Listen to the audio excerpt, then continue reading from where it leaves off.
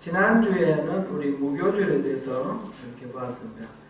무교절 살펴보면서 지난주에 제가 말씀드린 그 유대인의 3대 명절 가운데 하나 잠깐 제가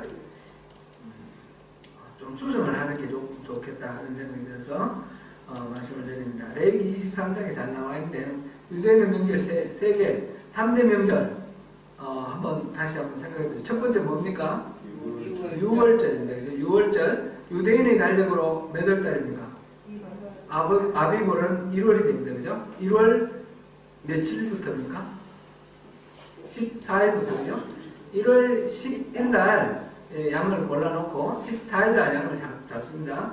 그리고 이제 잡은 양 고기를 넣고 이렇게 하는데 1월 10일부터 10일 아니 14일부터 일주일 동안 그게 무교절입니다. 14일은 6월절이고 그 다음날 15일부터 일주일 동안은 무교절이 됩니다.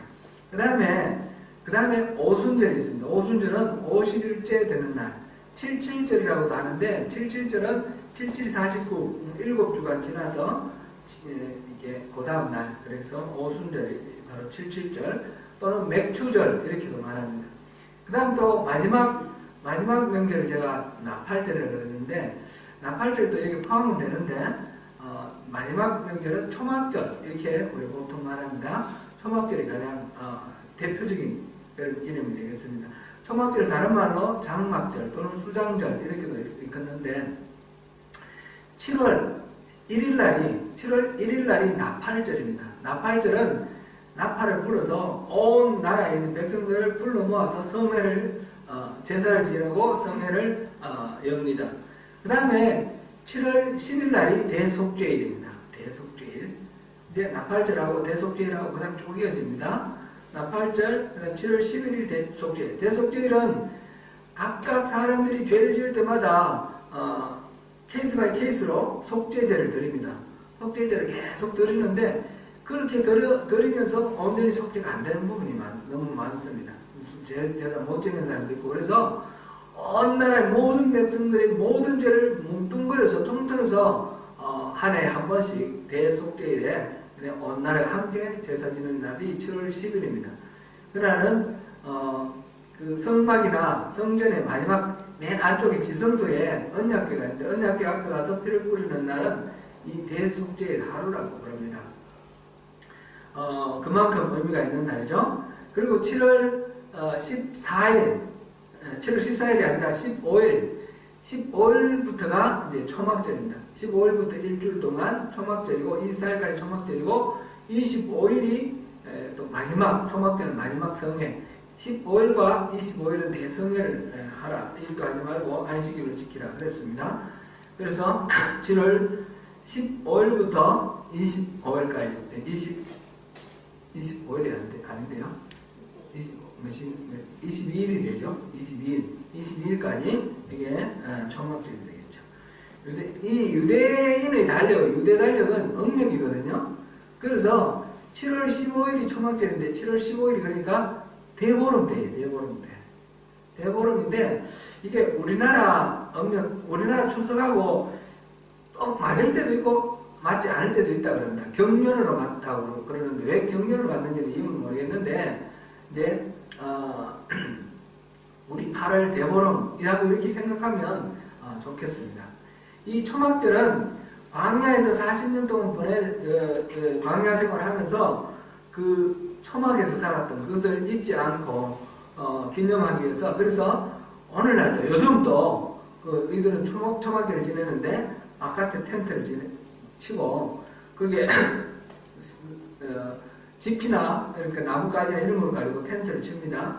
텐트를 치고 거기서 일주일을 사는 겁니다. 이스라엘에는 아파트도 그 초막절을 대비를 해서 계단식으로 되어 있다고 합니다. 앞에 그러니까 발코니에 해마다 초막될 때 거기에 초막을 치도록 집집마다 발코니가 넓게 이렇게 계단식으로 이렇게 아파트가 되어 있다고 그러는데 요즘 현대식 아파트도 물론 있겠죠. 근데 이스라엘 사람들은 그렇다고 그러는데 철저하게 그들은 이 명절을 지킵니다. 그래서 나팔절부터 7월 1일부터 7월 22일까지 이 전체를 뭉뚱그려서 초막절 이렇게 말하기도 합니다. 정확하게 말하면 7월 15일부터지만 이게 쭉 이어지는 거기 때문에 그렇습니다. 그런 참고로 그렇게 다시 한번 짚어보고요.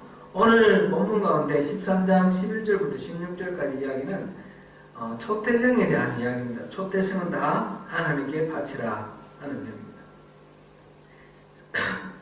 이 규례는 애굽에서 이스라엘을 해방시키기 위해 내려졌던 10가지 재앙 중에서 마지막 재앙, 모든 장자와 짐승의 초태생이 사망한 재앙과 밀접한 연관이 있습니다. 초태생을 하나님께 드리는 것은 아담의 아들 가인과 아벨도 맨 처음에 땅에서 나온 소산, 첫 소산, 가인은 그걸 드렸고, 그 다음에 아벨은 그 짐승, 가축, 양의 첫 새끼를 이렇게 드렸습니다. 이게 첫 소산을 이렇게 하나님께 드리는 그것은 창세기 4장에서부터 나옵니다. 하나님께서 인간에게 결실을 베풀어 주신 그것에 대한 감사의 예물이었는데, 하나님이 우리에게 베풀어 주신 것은 100% 다 하나님의 소유입니다. 우리가 누리는, 우리 생명조차도 하나님의 것이니까 우리가 가지고 있는 것은 다 하나님의 것입니다. 그것을 인정하는 표시로 첫 소산을 하나님께 드립니다. 요즘도 이제 우리 자녀들 직장에 취직하고 그러면 첫 월급은 하나님께 드리고 이렇게 하죠. 저는 늦게 믿어가지고 첫 월급 이렇게 바칠 기회가 없었습니다. 저는 직장생활 한참 하다가 나중에 이제 믿었으니까. 그런데 그렇게 보니까 바르게 믿음 생활을 이렇게 하는 그런 경우에 첫 월급을 이렇게 드리고, 아르바이트를 해도 우리 애들 보니까 아르바이트가 처음 탄 월급을 하나님께 드리는 것을 보고 또 저도 좀 부드러웠습니다. 첫 소산을 하나님께 드리는 것은 이것만 하나님 것이다가 아니라 전부 다 하나님 것이다. 이거는 11조를 드리는 개념하고 마찬가지입니다. 11조는 10분의 1을 하나님께 드리는데 10분의 1만 하나님 것이다 이런 뜻이 아니라 10분의 10이 다 하나님의 것인데, 그것을 우리가 고백하는, 신앙 고백하는 의미로 10분의 9는 내가 씀으로 내 사용하는 소비를 통해서 하나님께 올려드리고, 10분의 1은 하나님께 직접 바침으로 하나님께 올려드리겠습니다. 그런 우리 신앙 고백입니다. 하나님은 이스라엘을 하나님의 장자로 삼으셨습니다. 이스라엘을 하나님의 장자로 삼았다는 게 어디 나오는지 혹시 기억나십니까? 이 출애굽기 4장 22절 한번 찾아보십시오.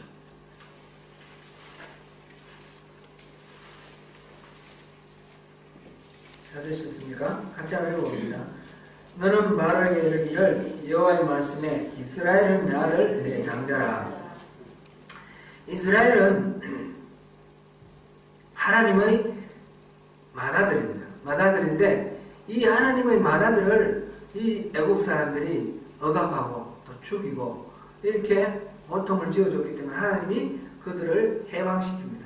해방시킬 때 이스라엘 전체가 하나님의 장자라는 표시로 이들을 대속하는 제물로 애굽 사람들의 장자를 바치도록 그렇게 한 것입니다.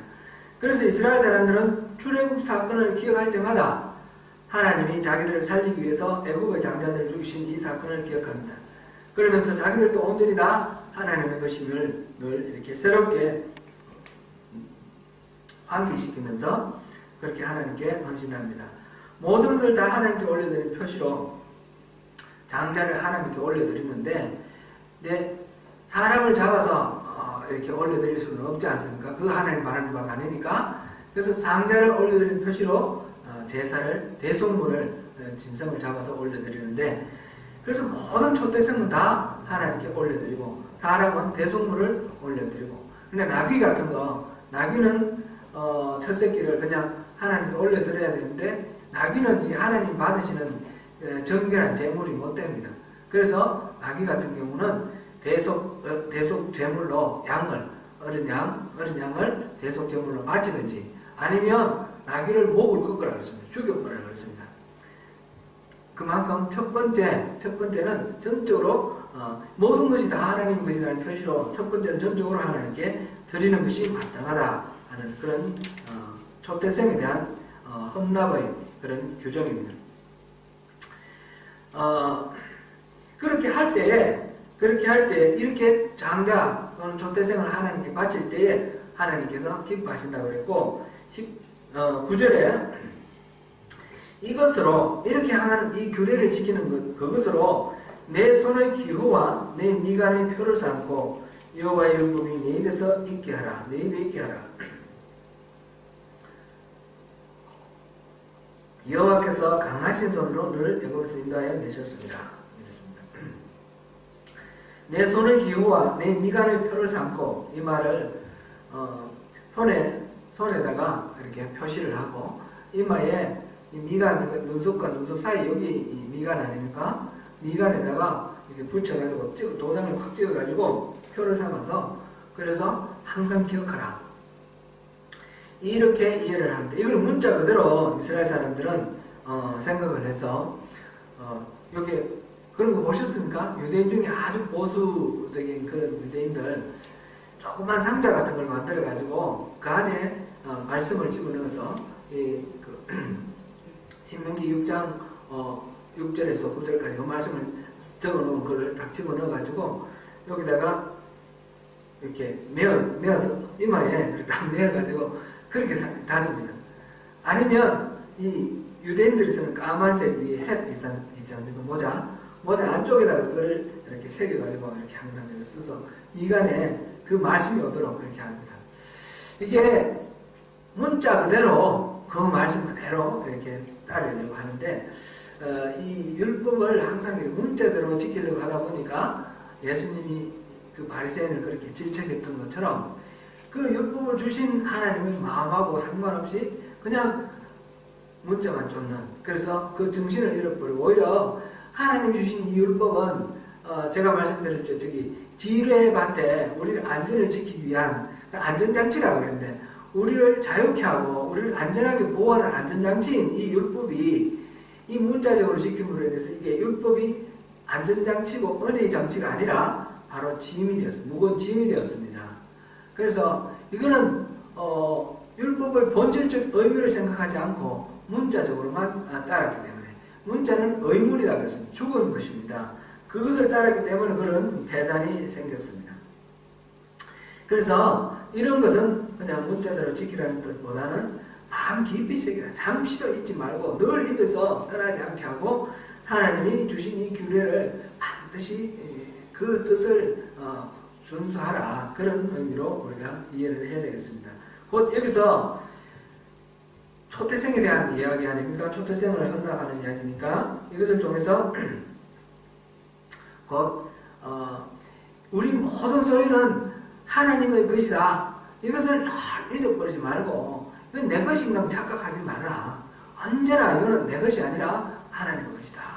이건 내 것이라고 생각하면 자꾸 우리가 범죄하게 되고 탐욕에 이렇게 지게 되거든요. 이 탐심에 빠지지 않고 지지 않도록 그렇게 하라. 그런 의미로 우리가 이렇게 새겨야 되겠습니다.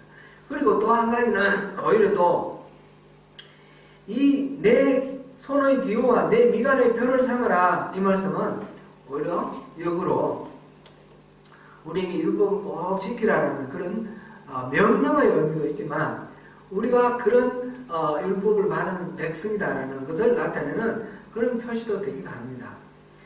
가인이 아벨을 죽였는데 하나님께서는 그 범죄한 가인조차도 이 사람들로부터 핍박당하고 억압당하고 죽임당하는 것을 원하지 아니하셨습니다. 그래서 가인의 이마에 표를 새겨주셨습니다. 그래서 가인을 보호해 주셨습니다. 이마에 표를 한다는 것은 바로 그러한 보호의 장치를 의미합니다.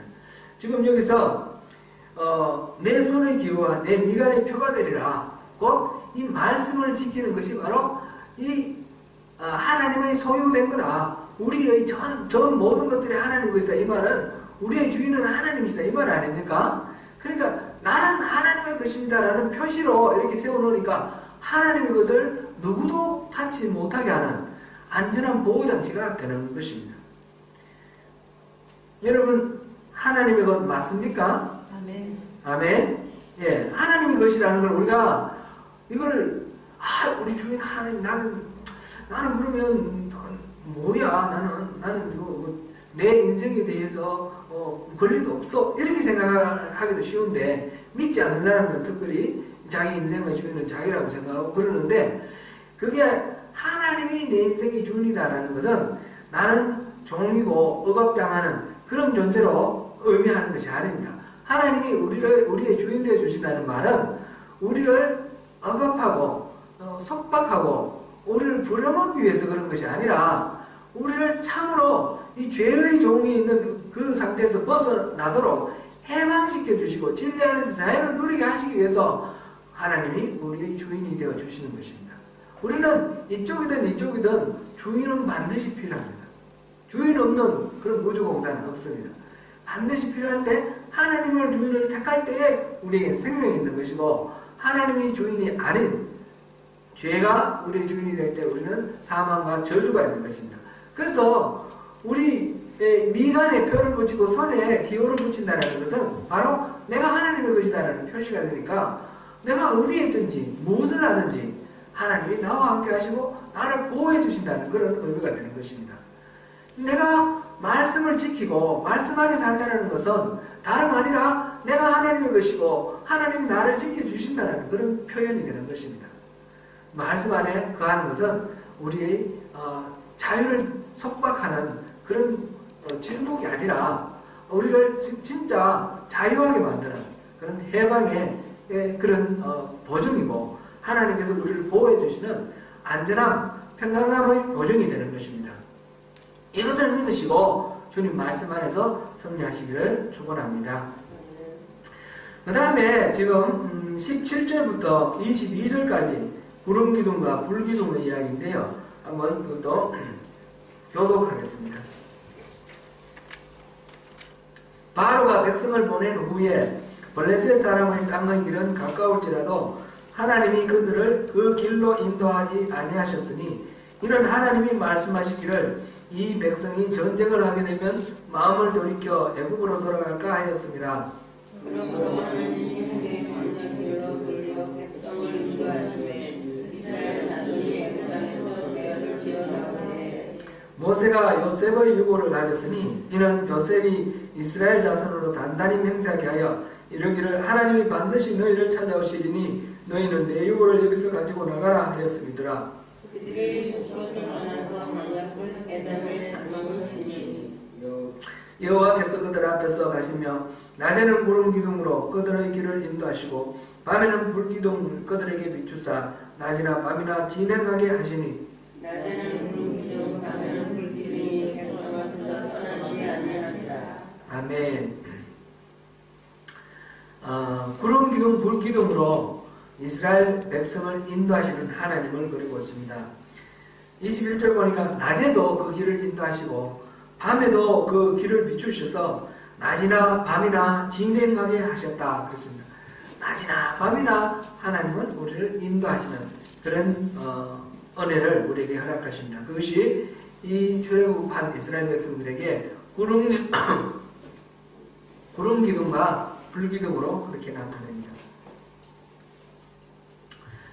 그런데 17절 보니까 바로가 백성을 보낸 후에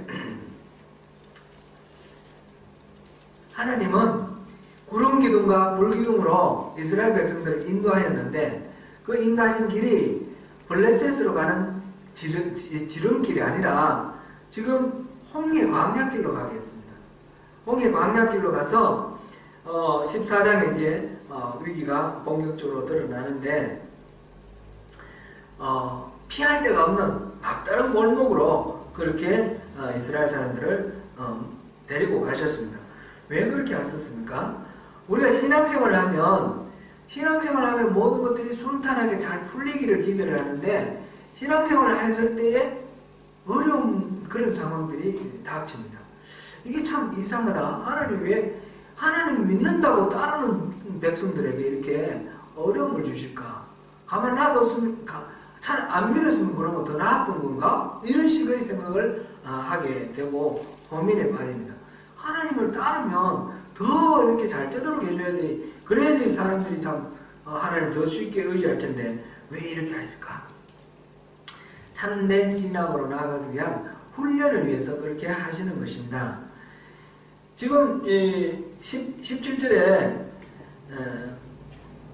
바로가 백성을 보낸 후에 블레셋 사람의 땅의 길은 가까울지라도 하나님이 그들을 그 길로 인도하지 아니하셨으니 이는 하나님이 말씀하시기를 이 백성이 전쟁을 하게 되면 마음을 돌이켜 애굽으로 돌아갈까 하셨습니다. 이 이스라엘 백성들은 이제 노예 상태에서 막 벗어난 오합지졸들입니다. 이들이 나가다가 이렇게 군사들을 만나게 되면 맞서 싸울 수 있는 그런 힘이 없습니다. 그러면 전쟁을 맞닥뜨려서 그냥 도륙을 당하든지 그 가운데 굴복을 해가지고 다시 포로가 돼가지고 다시 끌려가든지 아니면 자진해서 도망가서 애굽에 가서 노예가 되든지 그렇게 될 수밖에 없지 않겠습니까? 와서 싸우지 못할 테니까. 지금 블레셋 땅에 가서 그들과 싸우는 것은 고사하고 지금 애굽에서 나와서 블레셋 가는 중간에 그 국경 수비대가 있을 거 아니에요. 옛날에 그 뭐 전쟁이 잘 되니까 그 국경 수비대 그것도 돌파하지 못할 겁니다. 하나님께서는 그런 식으로 지금 애굽에서 10가지 재앙을 통해서 끌어내실지도 그랬습니다. 거기서 봉기를 일으킨다든지 뭐 싸움을 한다든지 해가지고 그렇게 끌어내실 수도 있겠지만 그랬을 때는 많은 희생을 치르게 될 거고 또 많은 위험이 있을 텐데 한 명도 다치지 않고 완벽하게 이 애굽을 굴복시키고 끌어 나오신 것처럼 지금 이 끌고 나온 이 백성들도 그런 식으로 손실을 입는 것보다 다르게 은혜 안에서 훈련받고 단련받아서 하나님의 백성으로 되게 노예로 400년 동안 살면서 모르는 사이에 찌던 그 노예 근성들을 떼버리고 정말 하나님의 백성답게 그렇게 살 수 있는 그런 훈련을 위해서 지금 이 길을 애굽에서 블레셋을 가는 바로 가는 그 길을 가지 아니하고 다른 길로 이렇게 되었습니다. 또 한 가지 생각해 볼 거는 우리가 그 이전에 여러 번 봤는데 하나님이 이스라엘 백성들을 출애굽시켜서 그들을 이끌고 가고 싶었던 하나님의 목적지, 데스티네이션이 어디입니까? 그것이 가나안 땅이 아닙니다. 그죠? 가나안 땅이 아니라 하나님 자신입니다. 그러니까 블레셋을 통과해서 가나안 가버리는 거 사실은 홍해도 가르셨으니까 그 뭐 국경 수비대 뭐 눈멀게 할 수도 있겠죠. 그런 방식으로 해서 가나안 땅에 들어가서 7부족 쓸어버리고 충분히 들여다 놓으실 수도 있습니다. 하나님은 그런 능력이 없어서 그런 건 아닙니다. 그렇게 해서 데리고 가서 노예 근성에 푹 쪄 있는 사람 가나안 땅에 살게 하는 것이 하나님의 계획이 아니기 때문에 그렇습니다.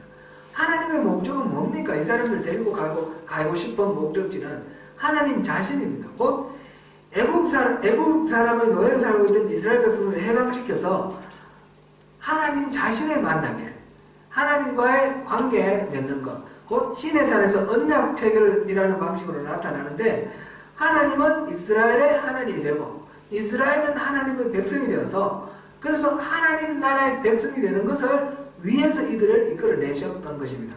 그렇기 때문에 가나안 땅이 목적지가 아니니까 지금 광야를 가는 거예요.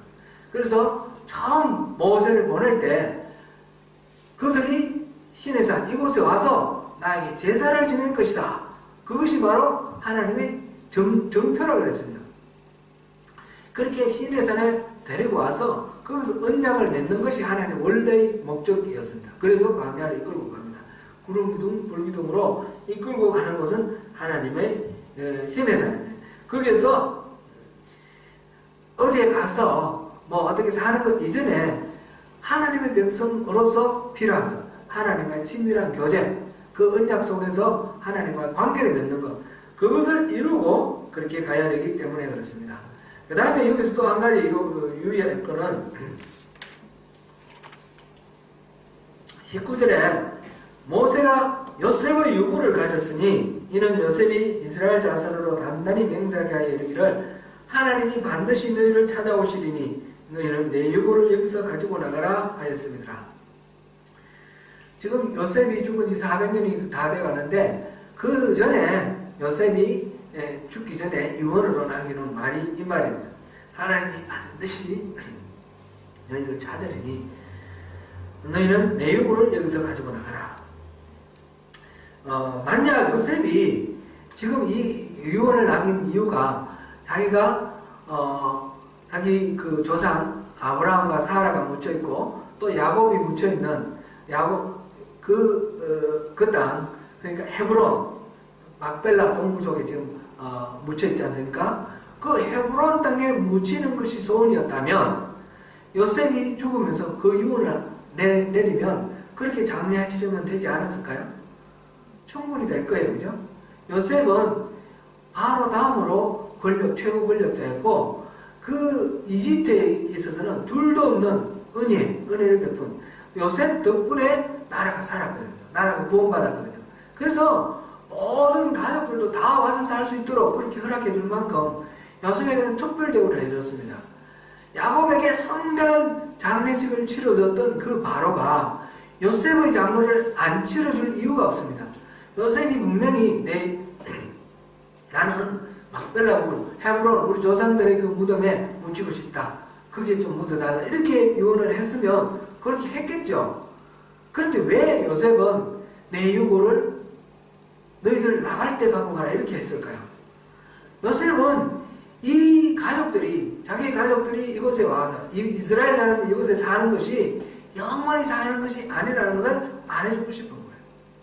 하나님이 이곳에 와서 이집트에 살라고 한 것이 영원히 살고자 하는 그런 뜻이 아니라는 것을 알기 때문입니다. 왜냐하면 아브라함에게 약속하셨고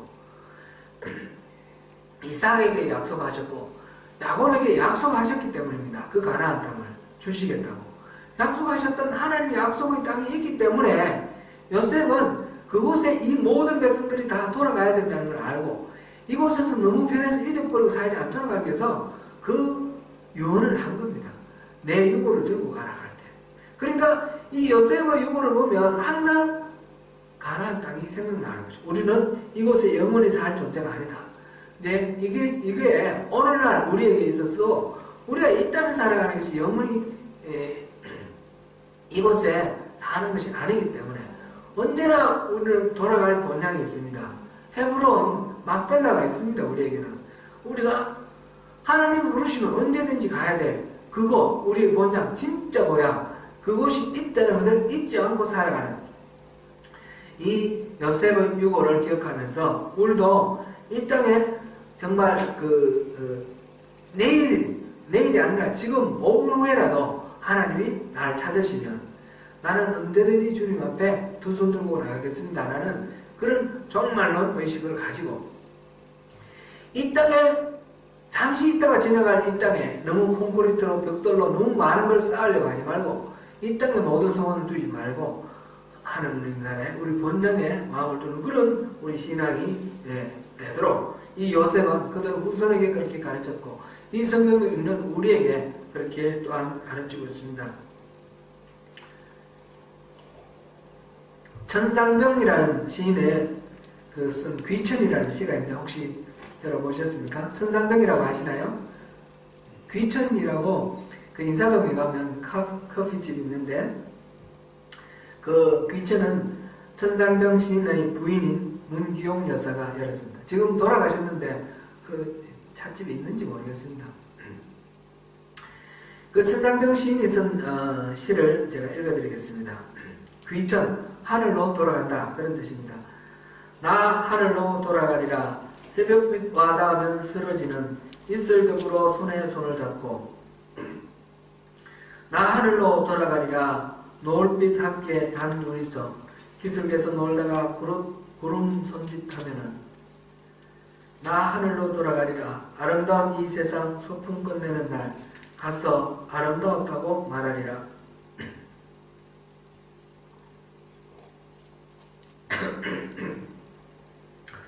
천상병 시인은 동백림 사건으로 이렇게 구속이 되어서 오직 고문을 당하고 정기 고문 당하고 그래가지고 이 자식도 못 낳습니다. 성기능을 잃어버렸습니다. 그리고 후유증으로 계속 뭐 아프고 행렬병자로 정신병원에 이분이 막 시를 한창 쓰다가 갑자기 사라졌는데 나중에 보니까 정신병원에 있는 것이 발견됐습니다. 이렇게 객관적으로 봤을 때는 너무너무 불행해 보이고 고통스럽고 쓰라린 생애를 살았습니다.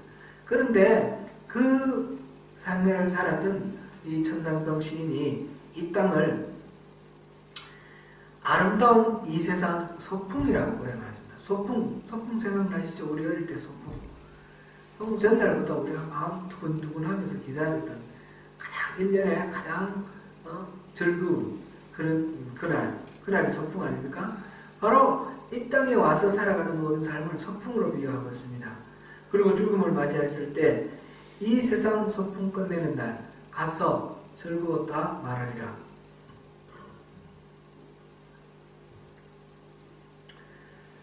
우리는 이 땅에서의 삶이 영원하지 않으므로 늘 떠날 준비를 하고 살아야 합니다. 아울러 살아있는 오늘이 바로 소풍날처럼 복되고 의미 있는 그런 날이어야 합니다.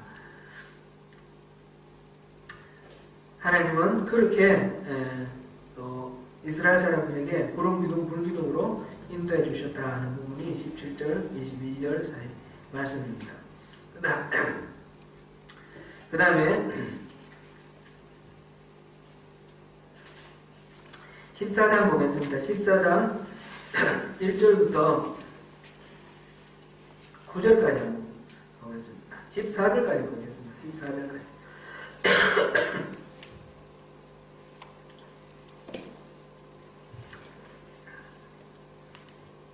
교독합니다. 오늘따라 또 기침이 많이 나는데 죄송합니다. 여호와께서 모세에게 말씀하여 이르시되 이스라엘 자손에게 명령하여 중에서 바다와 북돌 사이에 바닷가에 장막을 치게 하라. 바로가 이스라엘 자손에 대하여 말하기를 그들이 그 땅에서 멀리 떠나 광야에 갇힌 바 되었다 하리라. 내가 바로의 마음을 완악하게 한즉 바로가 그들의 뒤를 따르니 내가 그와 그의 온 군대로 말미암아 영광을 얻어 애굽 사람들이 나를 여호와인 줄 알게 하리라 하시매 우리가 그대로 행하리라. 그 백성이 도망한 사실이 애굽 왕에게 알려지매 바로와 그의 신하들이 그 백성에 대하여 마음이 변하여 이르되 우리가 어찌 이같이 하여 이스라엘을 우리를 섬기면서 놓아 보내었는가 하고 바로가 그의 병거를 가지고 그의 백성을 데리고 갈새 선발된 병거 600대와 애굽의 모든 병거를 동원하니 지휘관들이 다 그너리였더라. 여호와께서 애굽 왕 바로의 마음을 완악하게 하셨으므로 그가 이스라엘 자손의 뒤를 따르니 이스라엘 자손이 당대에 나갔습니다. 애굽 사람들과 바로의 말들, 병거들과 그 마병과 그 군대가 그들의 뒤를 따라 바알스본 맞은편 비하히로 곁 해변 그들이 장막친 데에 미치니라. 바로가 가까이 올 때에 이스라엘 자손이 물들어 본즉 애굽 사람들이 자기들 뒤에 이르니라. 이스라엘 자손이 심히 두려워 여호와께 오를 빚고 그들이 또 모세에게 이르되 애굽에 매장지가 없어서 당신이 우리를 이끌어내어 이 광야에서 죽게 하느냐? 어찌하여 당신이 우리를 애굽에서 이끌어내어 우리에게 이같이 하느냐? 우리가 애굽에서 모세에게 이른 말이 이것이 아니냐? 이르기를 우리를 내버려두라. 우리가 애굽 사람을 섬기는 것이라 하지 아니하더냐? 애굽 사람을 섬기는 것이 광야에서 죽는 것보다 낫겠노라. 모세가 백성에게 이르되 너희는 두려워하지 말고 가만히 서서 여호와께서 오늘 너희를 위하여 행하시는 구원을 보라. 너희가 오늘 본 애굽 사람을 영원히 다시 보지 아니하리라. 여호와께서 너희를 위하여 싸우시니 너희는 가만히 있을지니라. 아멘. 끝까지 읽죠. 끝까지 읽하는 게 좋겠습니다. 계속해서 교독합니다. 여호와께서 모세에게 이르시되 너는 어찌하여 내게 부르짖느냐? 이스라엘 자손에게 명령하여 앞으로 나아가게 하고 손을 들고 손을 바다로 내밀어 그것이 갈라지게 하라. 이스라엘 자손이 바다 가운데서 마른 땅으로 행하리라. 내가 애굽 사람들의 마음을 완악하게 할 것인즉 그들이 그 뒤를 따라 내려갈 것이라. 내가 바로와 그의 모든 군대와 그의 병거와 마병으로 말미암아 영광을 얻으리니 내가 바로와 그의 병거와 마병으로 말미암아 영광을 얻을 때에야 애굽 사람들이 나를 여호와인 줄 알리라 하시더니 이스라엘 진 앞에 가던 하나님의 사자가 그들의 뒤로 옮겨가매 구름 기둥도 앞에서 그 뒤로 옮겨 애굽 진과 이스라엘 진 사이에 이르렀더니 저쪽에는 구름과 흑암이 있고 이쪽에는 밤이 밝고 밤새도록 저쪽이 이쪽에 가까이 못하였더라. 모세가 바다 위로 손을 내밀매 여호와께서 큰 동풍이 밤새도록 바닷물을 물러가게 하시니 물이 갈라져 바다가 마른 땅이 된지라. 이스라엘 자손이 바다 가운데를 육지로 걸어가고 물은 그들의 좌우에 벽이 되니 애굽 사람들과 바로의 말들 병거들과 그 마병들이 다 그들의 뒤를 추격하여 바다 가운데로 들어오는지라. 새벽에 여호와께서 불과 구름 기둥 가운데서 애굽 군대를 보시고 애굽 군대를 어지럽게 하시며 그들의 병거 바퀴를 벗겨서 달리기가 어렵게 하시니 애굽 사람들이 이르되 이스라엘 앞에서 우리가 도망하자 여호와가 그들을 위하여 싸워 애굽 사람들을 치는도다. 여호와께서 모세에게 이르시되 내 손을 바다 위로 내밀어 우리 애굽 사람들과 그들의 병거들과 마병들 위에 다시 서게 하라 하시니 모세가 곧 손을 바다 위로 내밀매 새벽이 되어 바다의 힘이 회복되니라. 애굽 사람들이 물을 거슬러 도망하나 여호와께서 애굽 사람들을 바다 가운데 엎으시니 우리 다시 흘러 병거들과 그 병들을 덮되 그들의 뒤를 따라 바다에 들어간 바로의 군대를 다 덮으니 하나도 남지 아니하였더라. 그러나 이스라엘 자손은 바다 가운데를 육지로 행하였고 물이 좌우에 벽이 되었더라. 그날에 여호와께서 이같이 이스라엘 애굽 사람의 손에서 구원하심에 이스라엘이 바닷가에서 애굽 사람들이 죽어 있는 것을 보았더라. 함께 읽습니다. 이스라엘이 여호와께서 애굽 사람들에게 행하신 그 큰 능력을 보았으므로 백성이 여호와를 경외하며 여호와와 그의 모세를 믿었더라. 아멘. 예, 홍해를 건너는 사건을 기록하고 있습니다. 우리는 결과를 다 알고 있으니까 뭐 괜찮은데 홍해 앞에 서 있는 이스라엘 사람들 마음을 한번 생각해 보십시오. 이제 겨우 노예살이를 벗어났다 생각했더니 이게 무슨 일인지 참 할 말이 없습니다. 앞에는 홍해 바다고 뒤에는 이집트 정예군이 추격해 옵니다. 앞으로 나아갈 수도 없고 뒤로 어디 도망갈 데도 없습니다. 진퇴양난의 위기입니다. 근데 여기까지 온 길이 자기들이 알아서 온 길이 아닙니다. 하나님이 구름기둥 불기둥으로 이끌고 오신 하나님이 인도하신 길이 바로 여기입니다. 우리 인생 그런 상황은 참 많이 있습니다. 주님 말씀 순종하고 따라갔더니 위기를 맞았다. 그럴 때 이럴 수가 있을까? 그런데 오늘 이 성경을 좀 잘 묵상하시면 많은 답을 얻고 주님의 은혜를 누리실 수 있을 것 같습니다. 하나님은 바다와 믹돌 사이에 그 비아히롯 앞, 곧 바알스본 맞은편 바닷가를 했는데 정확히 그 위치는 알 수가 없지만 홍해의 그 위쪽 꼭대기 쪽이라고 생각됩니다. 그 바닷가에 장막을 치게 했습니다. 이 평지, 바닷가, 어디 산도 없고 그냥 평지입니다. 광야입니다. 그런데 뒤에서 애굽이 다시 군대를 정비해서 추격을 합니다. 전군이 무장을 해서 추격을 합니다. 바로가 이렇게 추격해 올 때 이스라엘 사람들은 정말 그야말로 문자 그대로 대경실색한 그런 상황입니다. 너무 두려워서 정신이 없습니다. 그래서 아우성을 치면서 모세에게 막 원망을 합니다. 애굽에 매장지가 없어서 우리를 여기에 끌어와서 여기서 죽게 하느냐? 어찌하여 우리에게 이같이 대하느냐? 당신이 왜 우리를 이렇게 대하느냐?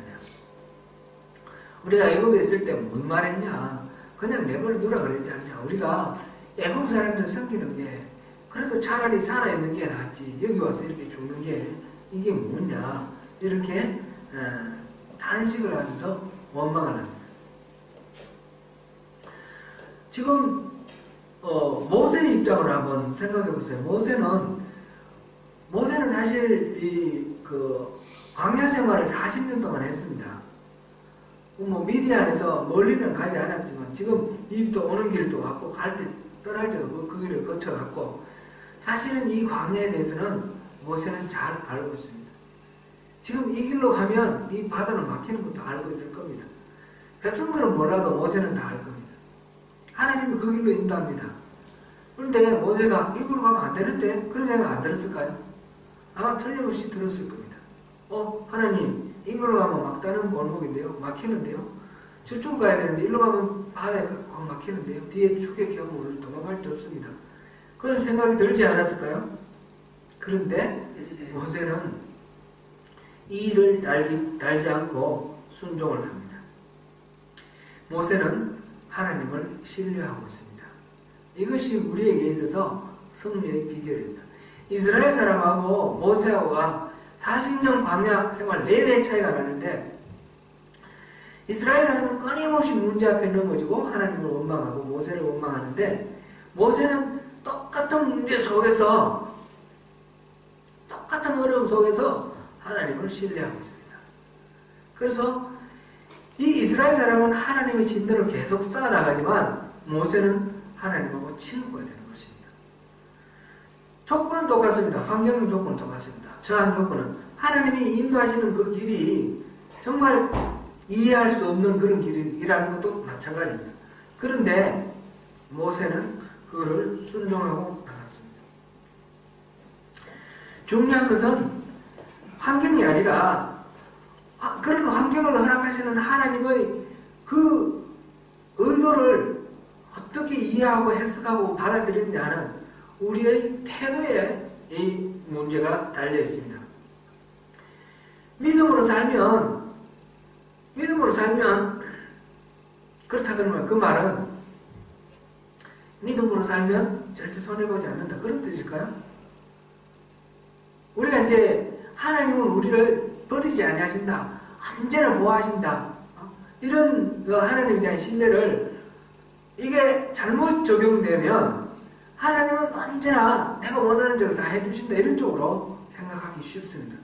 그래서 믿음으로 순종하라 그러면 믿음으로 순종하면 반드시 내가 원하는 이것을 틀림없이 이루어주실 거다. 그런 생각을 하게 되는데 실질적으로 성경 말씀 봤을 때 그렇습니까? 꼭 그렇게 나오지는 않습니다. 믿음으로 사는 것이 궁극적으로 이게 하나님 뜻에 맞기 때문에 우리가 믿음으로 살아야 되는 것이지 믿음으로 살면 내 소원이 이루어진다가 아닙니다. 믿음으로 사는 것이 궁극적으로 하나님 뜻에 맞고 그것이 하나님의 소원이고 하나님 소원에 맞춰 사는 것이 궁극적으로 내게 참 복이기 때문에 그런 것입니다. 내 소원대로 풀리는 것이 아닙니다. 우리가 믿음으로 살아보려고 했을 때 어려움이 닥치면 우리는 이런 이스라엘 백성들과 똑같은 그런 반응을 일으키기가 굉장히 쉽습니다. 하나님을 원망하고요. 도대체 왜 이런 일이 일어나냐? 우리 딸이 우리가 이제 딸에게 좀 잘 못한 게 있는 것 같습니다. 우리 딸이 이제 며칠 전에 자기 엄마하고 이제 얘기를 하는데 그런 얘기를 했다고 해요. 저는 간접적으로 들었습니다. 신앙생활이 뭔지 알고 뭘 해야 되는지 어떻게 마땅히 어떻게 해야 되는지 다 아는데 하나님의 그 사랑은 느껴지지 않는다는 거예요. 하나님의 그 따스한 사랑은 느껴지지 않는다는 거예요. 이 아이가 계속해서 그거 가지고 씨름하고 있습니다. 잘 공부한 청소년기를 겪으면서도 굉장히 어렵게 실험하며 분투하면서 그렇게 겪었고 이제 전이든 가서 1년 동안 헬사 공부하면서 의대를 가기를 원했는데 의대를 가는데 하여튼 그때도 정말 믿음으로 바르게 살려고 했었습니다. 다른 사람들은 다른 친구들은 이렇게 토요일에 술 먹고 그러고 이제 주일날 교회 가고 이런 거 봤는데 그렇게 이중적인 생활 안 하고 정말 바르게 늘 큐티하고 늘 말씀 묵상하면서 말씀대로 살려고 했었는데 그런데 공부를 하면 성적은 안 나온다는 거예요.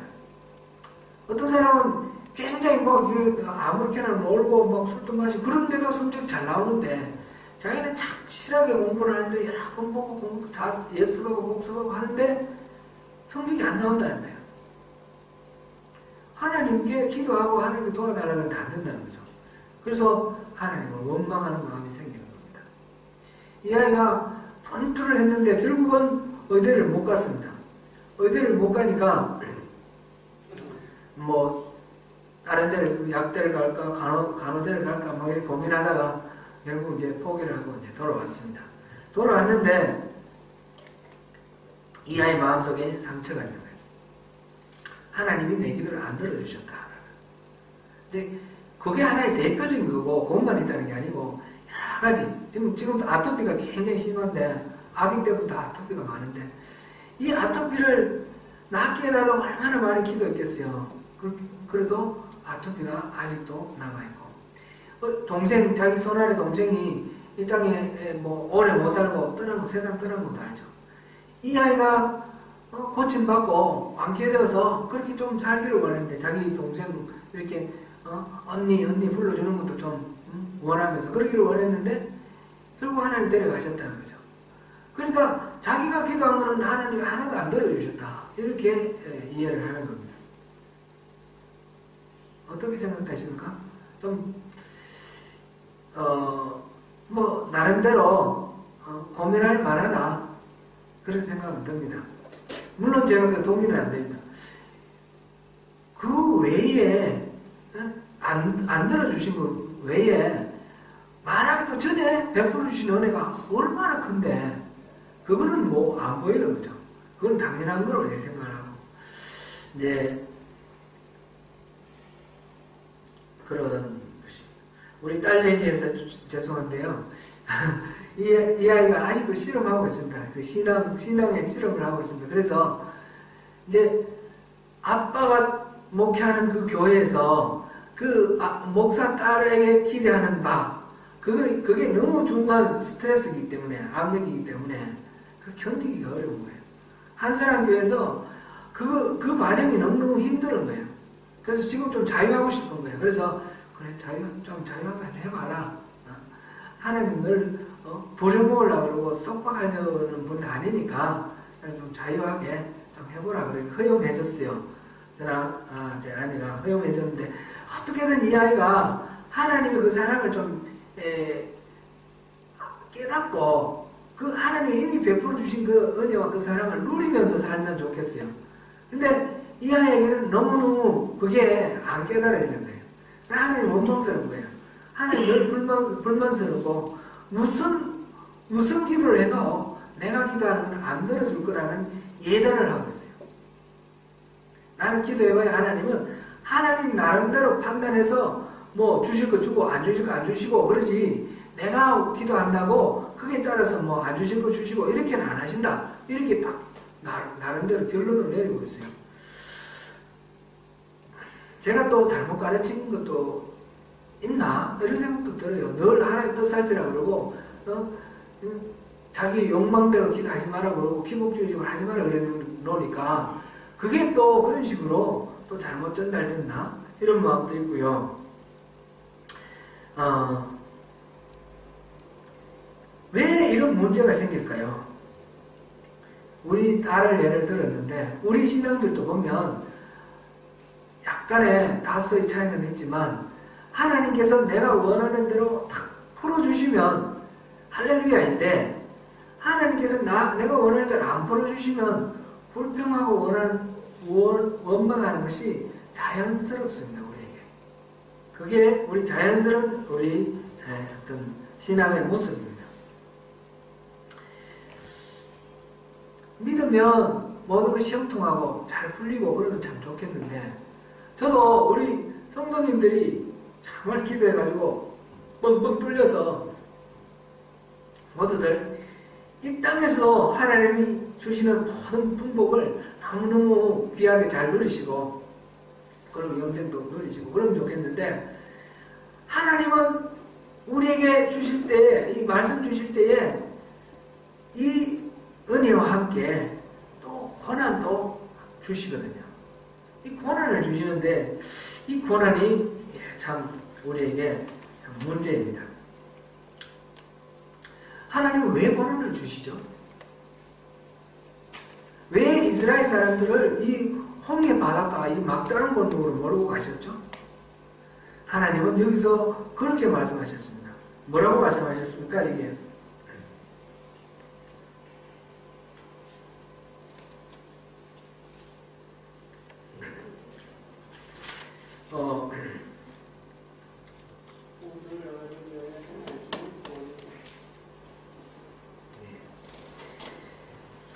사절 우리 같이 한번 읽어보겠습니다. 4절 시작.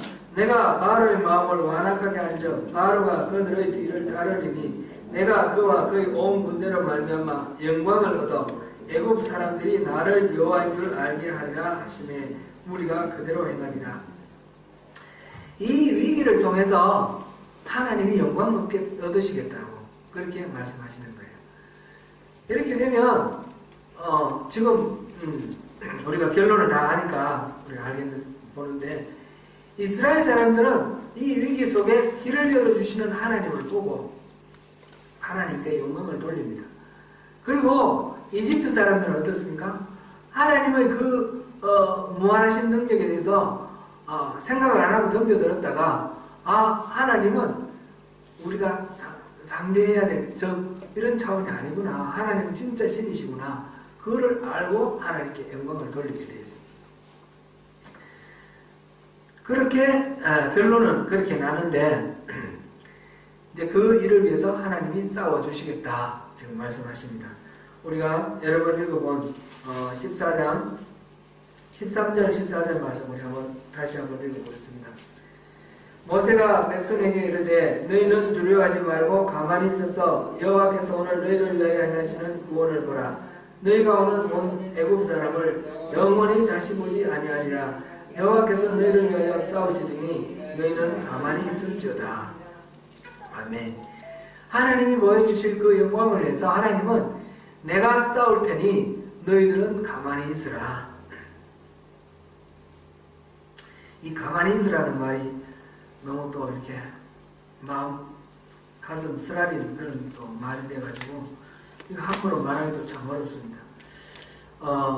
어른들이 무책임하게 가만히 있으라 그러고 자기들만 내빼버려가지고 수많은 어린 학생들이 그 죽은 세월호 사건이 그 가만히 있으라는 말을 그걸 해가지고 하나님이 말씀하시는 거하고는 차원이 다른데 그게 자꾸 연상이 됩니다. 하나님은 인간은 책임질 수 없습니다. 그죠? 인간은 그렇게 너무너무 이렇게 사악하고 무책임하고 비겁하고 그런데 하나님이 가만히 있으라 이 말씀하시는 데에는 우리가 전적으로 우리 신뢰할 수가 있습니다. 하나님은 지금 이 위기 가운데 있는 이스라엘 사람들에게 가만히 있으라 그랬습니다. 이 가만히 있으라는 것은 절대적으로 우리의 의를 내세우지 말라 그런 의미입니다. 우리가 가지고 있는 자기의 자기 의로 가지고 하나님 하신 일에 거들려 가지 말라. 하나님은 우리가 안 거들어도 얼마든지 하실 수 있는 그런 분이십니다.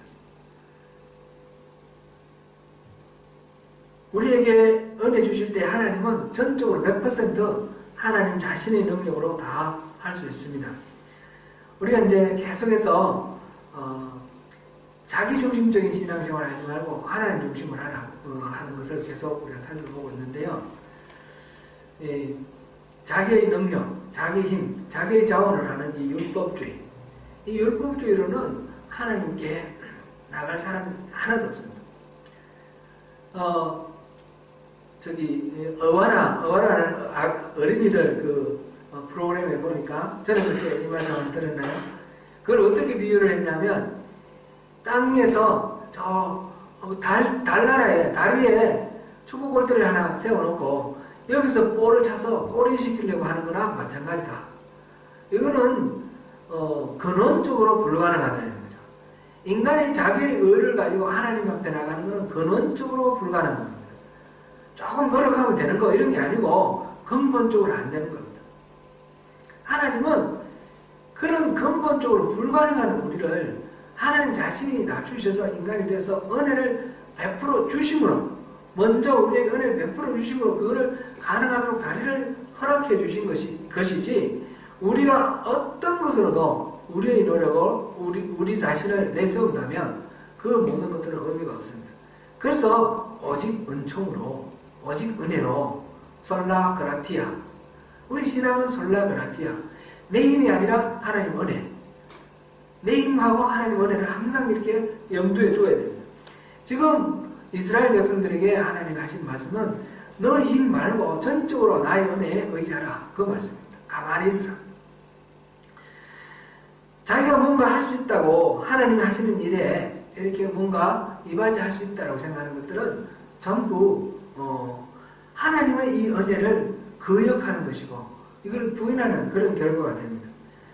자기의 의를 세우려고 힘써 하나님의 의를 복종치 않는 그런 결과가 되고 맙니다. 이스라엘 백성에게 요구하는 것은 단 한 가지입니다. 그것은 무엇입니까? 하나님을 믿으라는 것입니다. 믿음의 눈으로 하나님을 바라보라는 것입니다. 뭔가 하나님을 거두려고 하지 말고 믿음으로 하나님을 신뢰하고 하나님의 신실하심을 받아들이라, 그런 얘기입니다.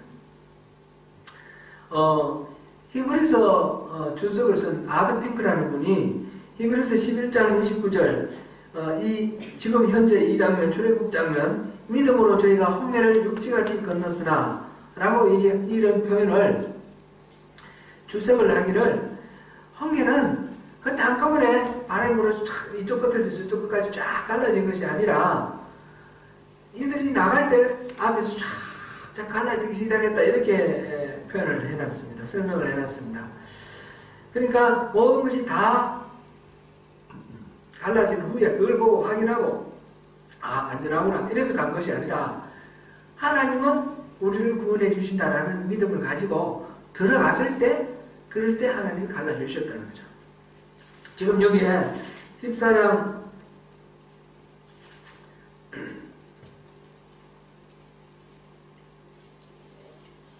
15절에 보니까 여호와께서 모세에게 이르시되 너는 어찌하여 내게 부르짖느냐, 이스라엘 자손에게 명령하여 앞으로 나아가게 하고 지팡이를 들고 손을 바다로 내밀어 그것이 갈라지게 하라, 이랬습니다. 지금 모세도 지금 어떤 일이 일어날지 해결책이 뭔지 모릅니다. 이스라엘 사람들이 아우성치는 건 마찬가지로 모세도 깜깜해가지고 하나님께 부르짖었습니다.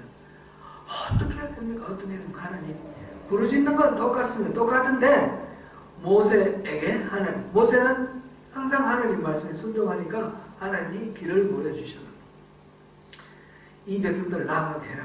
저 바다를 향해서 나가게 하고 그리고 손을 뻗어서 바다가 갈라지게 하라. 이스라엘 백성들은 그렇게 나갑니다. 밤새도록 이제 바람이 불어가지고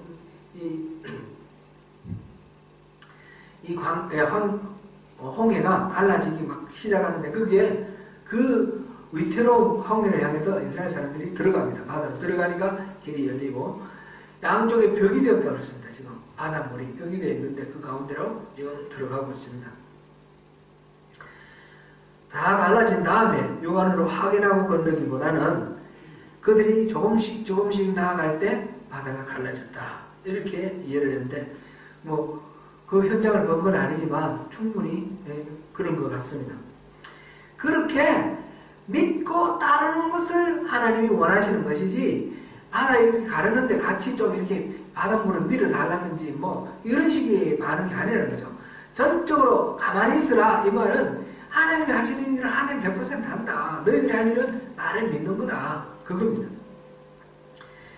애굽 사람들은 이어서 들어갔는데 이것을 시험하다가 빠져 죽었다, 이렇게 표현되어 있습니다.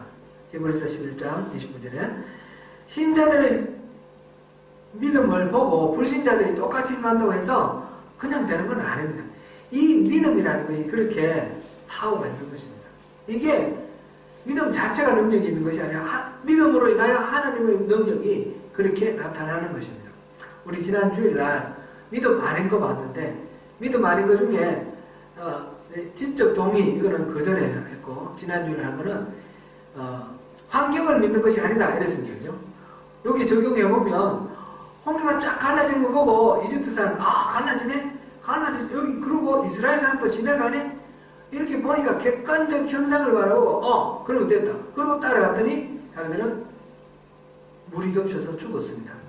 이 환경을 가지고, 환경 이런 걸 보고 이렇게 믿고 가는 것은 그건 믿음이 아닙니다. 그런 식이 아닙니다. 그 다음에 또 자기 확신, 자기가 믿습니다. 긍정적 사고, 이런 것들이 믿음이 아니라고 그랬습니다. 이룬 줄 알고 믿고 나가면 다 되느냐? 그게 아니라 이 애국 사람들이 이스라엘 사람들이 걷는 거 보고 그렇게 생각할 수도 있죠. 저들이 하면 할 수 있지. 우리는 쟤들보다는 우리가 낫지. 우리도 할 수 있어. 갑시다. 이렇게 생각했을 수도 있어요. 그런 확신은 아무런 의미가 없습니다. 그렇죠? 바닷물이 덮쳐서 이집트 사람들은 다 죽었습니다. 모세가 이 과정에서 믿음으로 행하고 믿음으로 선언하는 것은 하나님은 말씀하신 대로 행하시는 분, 신실하신 분입니다. 모세에게 그걸 말해주셨고 실제로 그렇게 이루어졌습니다. 그래서 하나님이 먼저 행하시고 하나님 보여주시는 대로 우리가 따라가는 것이 믿음입니다. 하나님이 말씀해 주시는 대로 따라가는 것이 믿음입니다. 그게 아니라 그냥 내가 이렇게 하면 되겠다 이런 거는 믿음이 아닙니다. 베드로는 예수님이 그 물가운 바닷물 갈릴리 호수 바다 가운데를 이렇게 걸어오시는 거 보고 주여 주시거든 나를 오라 하십시오. 그랬더니 예수님이 오라 그랬어요. 그러니까 물 위에 뛰어 막 걸어갔습니다. 그러다가 물길 보고 놀래가지고 빠졌는데 일단 걸어갔지 않습니까? 이야, 베드로 그 믿음으로 걸어갔습니다. 나도 믿음으로 걸을 수 있어. 그러고는 저 서해안 저쪽에 저기 뭐 있습니까? 바이야 이런 데 가가지고 그 막 물결이 세차고 위험한데 나는 할 수 있어. 그리고 들어가면 어떻게 되죠? 천국에 빨리 가게 되겠죠. 그런 게 믿음이 아니라는 거죠. 그죠? 그런 게. 하나님이 말씀하실 때 순종하는 게 믿음이지, 먼저 행하시는 것을 보고 따르는 것이 믿음입니다. 내가 할 수 있다. 자기 확신도 아니고, 환경을 믿는 것도 아니고, 먼저 하시는 하나님의 그 인도하신 대로 따라나가는 것. 그것이 믿음입니다. 그럴 때에 결코 오락오락하지 않습니다. 하나님이 말씀하셔도 그것이 정말 그렇게 이루어질지 어떨지 모릅니다. 오늘날 우리에게 하나님이 말씀하시는, 요구하시는 그것이 바로 그 믿음 아닌가 싶어요. 우리 소명교회. 지금 우리에게 필요한 것은 하나님의 신실하심을 믿고 지금 따라나가는 겁니다. 우리 나름대로 뭐 이렇게 환경을 생각하고, 물론 하나님 주신 이성을 가지고 볼 거는 보는데 그 속에서 하나님이 이런 걸 통해서 뭘 말씀하시는가 계속 분별하면서 하나님을 경외함으로 따라나가는 그것이 필요합니다. 그래야만 우리가 승리할 수 있습니다. 하박국 2장 14절에 대저 물이 바다를 덮은 같이 여호와의 영광을 인정하는 것이 세상에 가득하리라 이렇게 했습니다.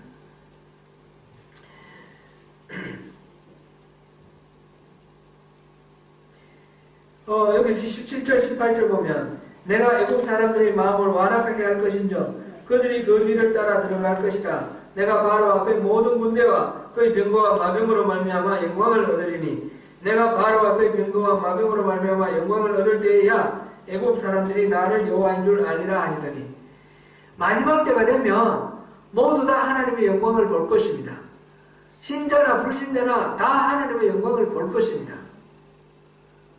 그런데 그 하나님의 영광이 신자들에게는 더 이상 말할 날이 없는 그런 기쁨, 화로 작약하면서 맞이할 그런 하나님의 영광이지만, 불신자들에게는 거기 어마어마한 끔찍스러운 무서운 그런 하나님의 심판의 징조가 될 것입니다. 하나님의 영광이 될 것입니다.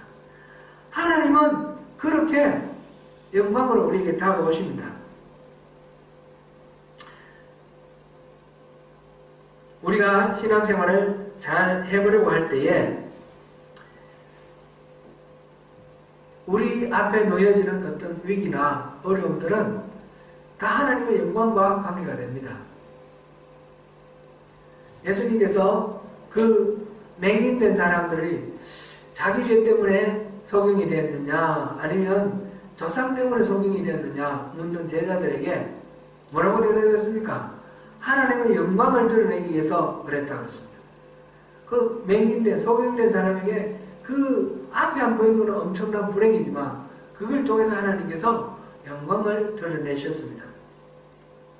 우리에게 위기가 닥쳐오고 어떻게 풀어야 될지 모르는 그런 숙제가 닥쳐올 때에 하나님이 영광 받으시려고 하시는 것이다. 우리가 그렇게 받아야 됩니다. 하나님의 영광은 우리가 어떤 방식으로 우리가 올려드리는 게 좋겠습니까? 신자의 방식이겠습니까? 불신자의 방식이겠습니까?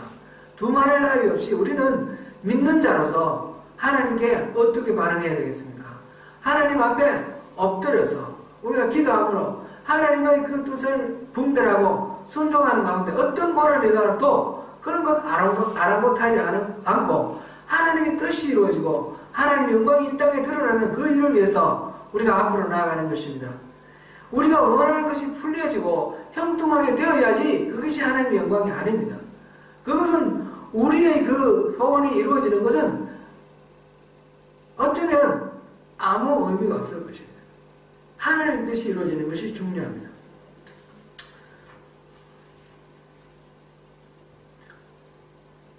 우리 딸 얘기를 했는데 딸이 그랬습니다.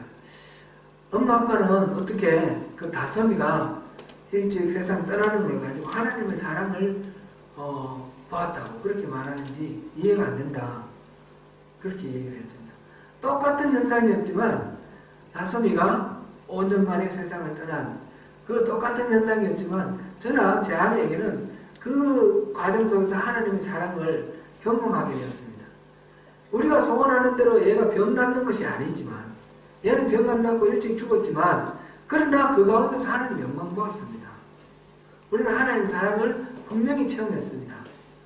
우리 딸은 자기가 너무 아프고 상처가 그 당시에 또 잘 못 돌봐주면 저희들도 책임이 있을 것 같고요.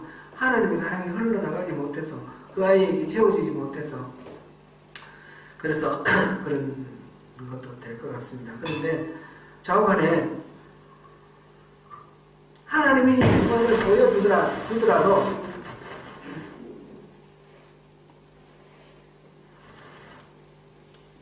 그것을 온전하게 받아 누리는 반응이 있고 받아 누리지 못하는 반응이 있습니다.